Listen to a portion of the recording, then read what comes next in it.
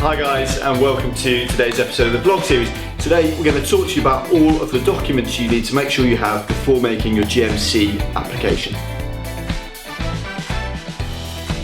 Okay, so the first thing you're going to need to provide documentary evidence of is your English language capabilities. So you've got a number of ways of doing that. If you've sat IELTS or OET and achieved the requisite scores, then you can use the reference numbers and make sure you've got your certificates from the British Council or OET.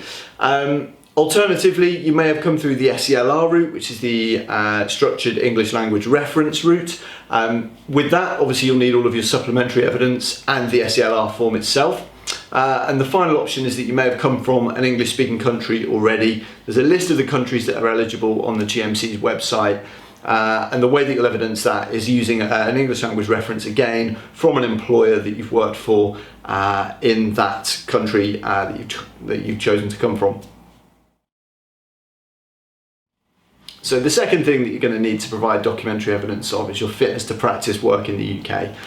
That can come in two forms, the first of which is your references from your employer to ensure that you've shown good medical practice whilst you've been working for them. The second part is a health declaration, so you'll need to declare whether you've got any outstanding medical issues that may prohibit you working. Okay, so the third part of documentary evidence you're going to need to provide is your primary medical qualification, PMQ for short. That's going to come in the form of the original degree certificate from when you passed your MBBS or your MD from your medical university. Okay, so the fourth part that you're going to need to provide evidence of is either your PLAB or your postgraduate qualification. So if you come through the PLAB route, the GMC will have a record of that. You just need to put your pass number in. You don't need to provide certificates. But if you come through your postgraduate qualification route, so one of the Royal Colleges, for example, you're going to need to evidence to the GMC that you have your certificate from whichever Royal College it is that you're coming through. If that certificate is more than 3 years old, you're also going to need to provide a Gen 2 form, which is available on the GMC website, and it's basically just a reference that says that you've maintained standard medical practice to the level of whichever Royal College that you've worked for, that you've got your qualification through. So make sure if it is over 3 years that you do provide that as well. Okay, so a point to note for the previous two parts, so the primary medical qualification and the postgraduate qualification, you are going to need to have those documents verified by ECFMG, sometimes known as EPIC verification.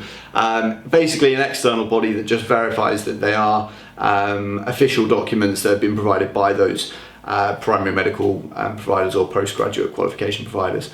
So make sure you get those to accompany those documents as well.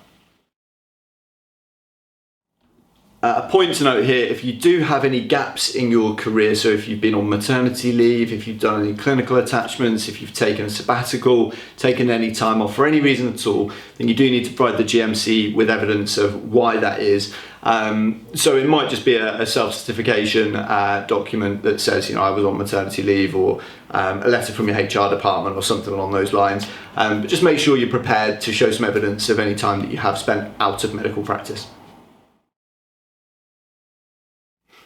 Okay, so the final thing that you're going to need to provide evidence of is your certificates of good standing, and you're going to need to do that from every medical register that you've worked on in the last 5 years. So even if you haven't worked in that country, you still need to apply for certificates of good standing from that medical register. Just a final point to note on all of these, and that is that all of your documents will obviously need to be officially translated into English if they're not currently written in English.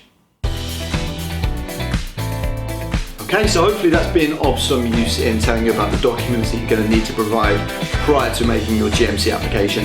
If you want us to review those documents or give you any pointers on things that you might be missing, or if you've got any specific cases you want us to discuss with us, please feel free to get in touch. We're always happy to help any doctors who are making the international move. As always, we'll put the contact details up at the end of the video.